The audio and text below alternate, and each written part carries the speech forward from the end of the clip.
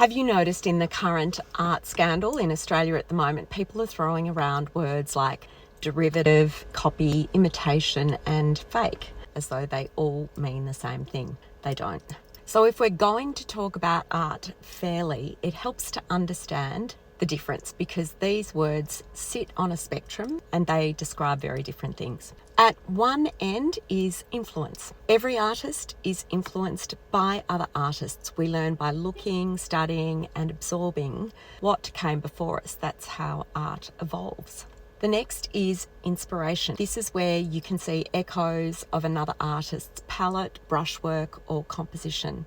But the artist has transformed those influences into something that still feels like it has their own voice. Then comes a very cool word, pastiche. A pastiche is when an artist intentionally works in the style of another artist or movement as a tribute or a celebration. It's usually quite open about its references.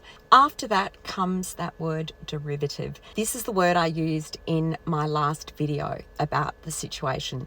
It's not so much an accusation of dishonesty, it's a critical judgment that a work relies so heavily on another artist's visual language that it doesn't feel original. Then there's appropriation. This is where artists deliberately borrow imagery or visual elements to create new meaning. It can be conceptual, political, or critical. It's a recognised artistic strategy, so not automatically a problem. Then further along is a copy. A copy reproduces a specific artwork. Copies are often made for study or practice, so they're not automatically deceptive. But then we get to plagiarism.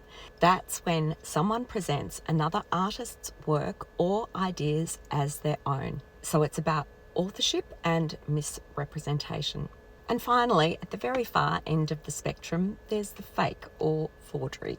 That's when a work is created or presented with the intention of deceiving people into believing it was made by someone else entirely. So when we talk about the current controversy, it's worth noticing how often these terms get blurred together, but they're not interchangeable and they don't carry the same meaning, weight, or intent. The more interesting question isn't just, does this resemble another artwork? It's, where does it sit on the spectrum between influence and forgery?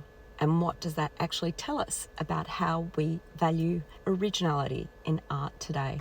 That's a much more useful conversation.